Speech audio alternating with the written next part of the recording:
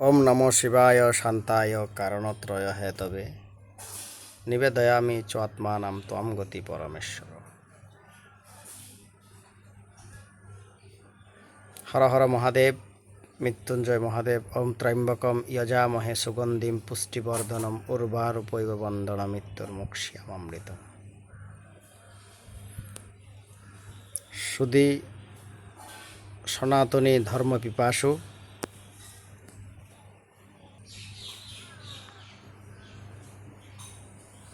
শুভ দিনে শুভক্ষণে শুভলগ্নে অনন্ত কোটি বিশ্বব্রহ্মাণ্ডের অনন্ত সাধুগুরু মহাত্মার কৃপা মাথায় নিয়ে সর্বদেব দেবতার শ্রীপাদপদ্মে প্রণতি জ্ঞাপন করে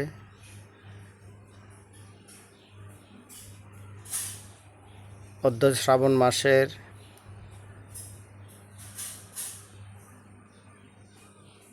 প্রথম সোমবার, দ্বিতীয় সোমবার, তৃতীয় সোমবার এবং চতুর্থ সোমবার, 4টি সোমবার পড়বে। শ্রাবণ মাস মানে শিবের জন্ম মাস, আর সোমবার মানে আমরা শিববার বলি। কাশীতে ভক্তরা, তারকেশ্বরে ভক্তরা কাঁধে কলসি নিয়ে বাবা ভোলানাথকে শুধু স্নান করাতে যাচ্ছে। হর হর মহাদেব, জয় মা গঙ্গে।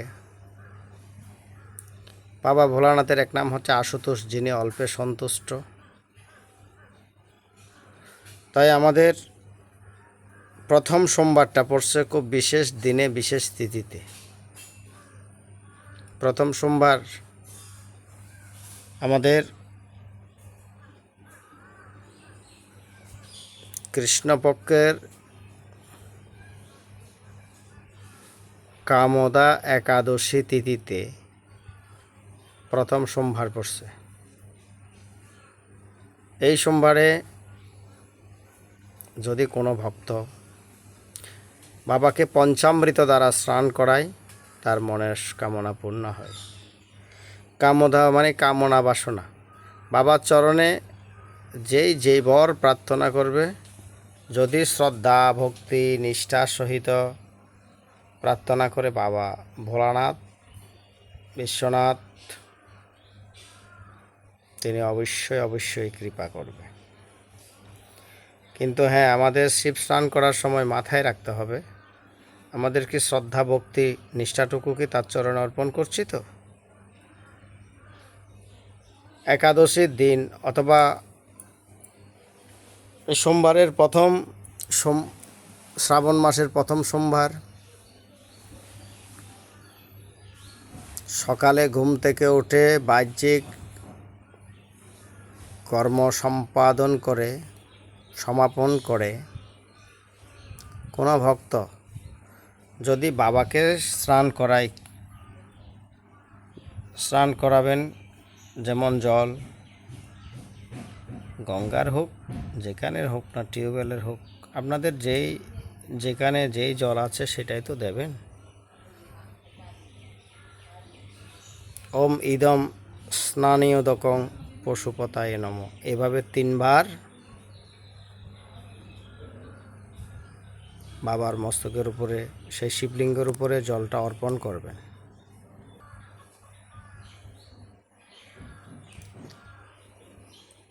কেউ ডাবের জল দ্বারা স্নান করায়, দুগ্ধ দ্বারা স্নান করাতে পারবেন, ঘৃত দ্বারা স্নান করাবেন, মধু দ্বারা স্নান করাবেন, চিনি দ্বারা স্নান করাবেন, তিল দ্বারা স্নান করাবেন।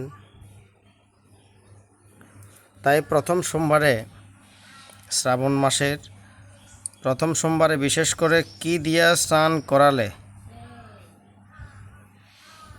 বাবা ভোলানাথ সন্তুষ্ট হয় জানেন তো? কি দিবেন?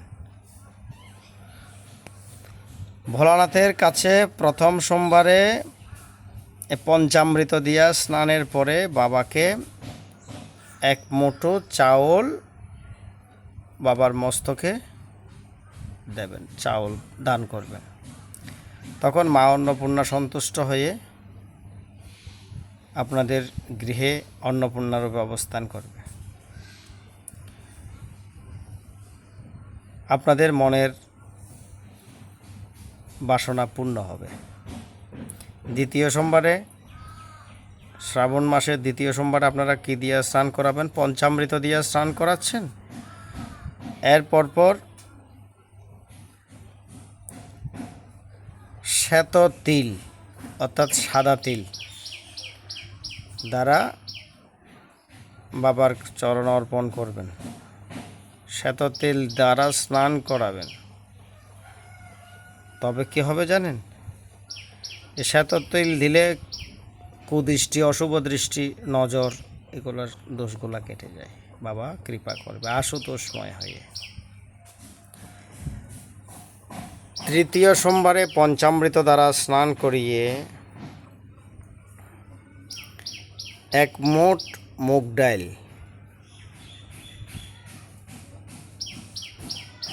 বেশি লাগবে না, এক মুষ্টি মুগ ডাউল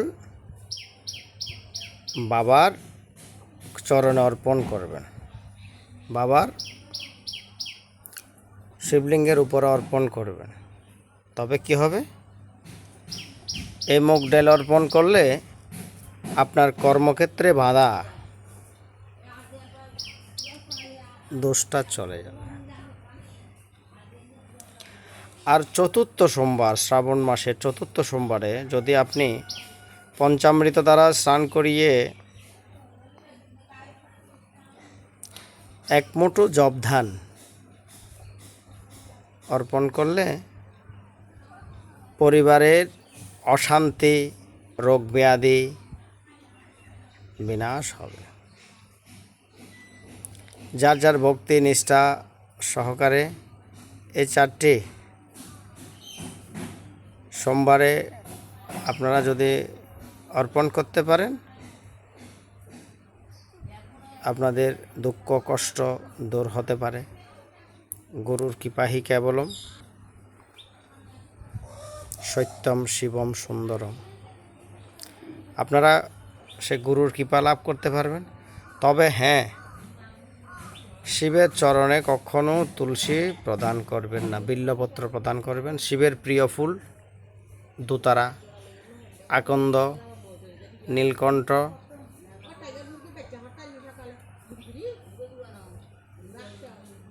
এই পুষ্পগুলো যদি অর্পণ করেন,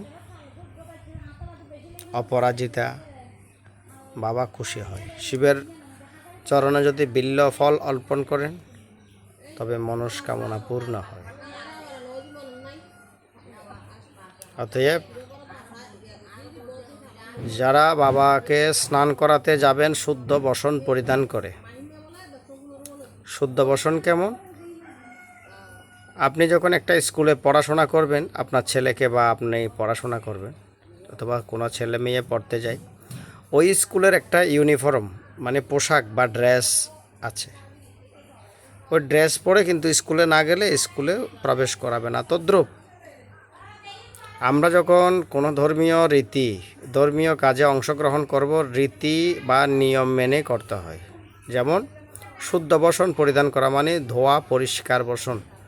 যেমন পুরুষ হলে ধুতি চাদর গায়ে শরীরে পরিধান করবে, আর নারী হলে সেই শুদ্ধ পরিষ্কার কাপড়, যেই কাপড় মাথায় পর্যন্ত দিতে হয়। এখন তো ডিজিটাল যুগ, মায়েদের উপরে মাথার উপরে আর কাপড় থাকে না। এত ছোট ছোট শর্ট ড্রেসগুলো পরে, এগুলো পরে ভগবানের চরণে গেলে ভগবান তুষ্ট হয় না, সন্তুষ্ট হয় না। তাই মায়েরা মাথায় কাপড় দিয়ে ওম নমঃ শিবায় মন্ত্র বলে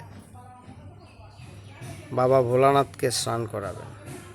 সবার প্রতি এই আহ্বান জানিয়ে প্রতি সোমবার বাবার চরণে জল অর্পণ করে বাবাকে স্নান করিয়ে বাবার আশীর্বাদ লাভ করবেন, এই আশা ব্যক্ত করে সকলের জীবন মধুময়, মঙ্গলময়, কৃপাময় হোক, আশুতোষের কৃপা হোক, এই প্রার্থনা জানিয়ে ওম সর্বে সুখিনো ভবন্তু, সর্বে সন্তু নিরাময়া, সর্বে ভদ্রাণি পশ্যন্তু মা কচ্চিৎ দুঃখ ভাগবত ওম শান্তি শান্তি শান্তি।